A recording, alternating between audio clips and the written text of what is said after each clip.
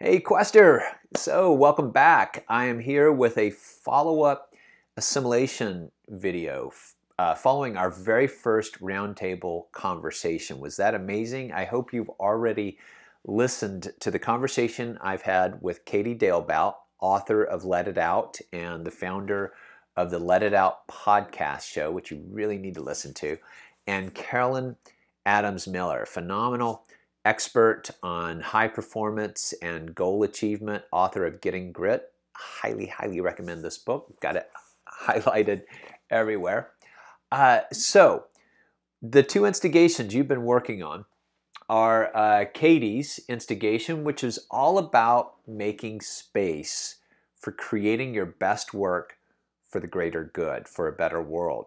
When you do that, she says, what she calls the universe will allow for things to happen more readily, but first you have to make the space. So how are you going to do that, she says? Well, I just want to follow up with a few ideas.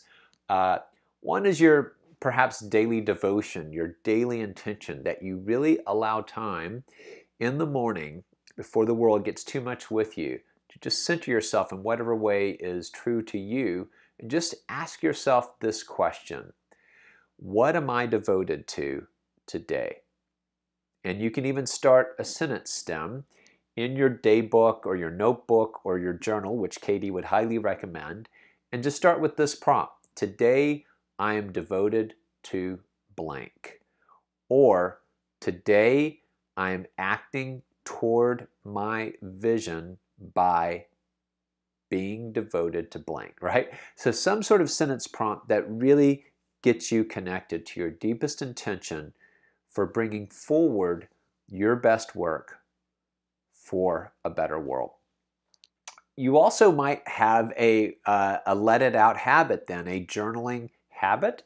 So I would check out Katie's book, Let It Out, and think about how you can really focus on journaling every day as part of your quest practice. Third is cut it out. What one habit might you need to drop, or what one activity might you need to drop in order to make space for your creating your best work? So consider that. Just wanted to follow up with some ideas there. Next is Carolyn Adams Miller.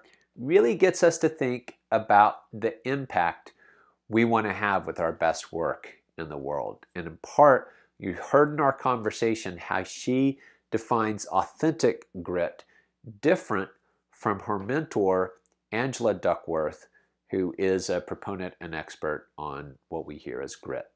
So Carolyn really got us to think about, what are the gifts? What are we going to give through our best work? What are we going to give that in some ways we get to keep, right? So to help you think about gifts, it might help you to envision how your best work is going to positively affect some people emotionally. So if you're in the creative realm, think, how what you're creating makes people feel in some ways. That emotional shift is a gift. Or if the work that you do in the world helps people think differently, cognitively different, it's intellectually stimulating, it rewires the way their brains work, that is a gift. Third may be spiritual. Perhaps there's something internally shifting that your work gifts them that you also get to keep. And finally, financially, perhaps there are financial benefits to other people for you showing up for your best work. So what might those be? And then she asks, what do you need to do, right? What do you need to do in order to have this great impact in the coming year? So just to help you think about that, you might connect your response to Katie's, because you need to make space in order to have that kind of impact. You might look back at your previous responses to the best year instigation. So as you looked at what challenge you met and how, that might give you some insight into your response to Carolyn's prompt. As you look at what you've had to learn in the coming year, skill set wise or craft wise, that might give you some insight. And again, habits. Habits. What habit are you adding, tweaking, or dropping, cutting out in order to help you have that impact? So assume agency of your quest. That's one of the important messages as you test purpose and as you ultimately find and live purpose every day. Assume agency of your quest. And don't forget to share your responses with other people now. That will make it more real, and it will break the isolation and help you do it together.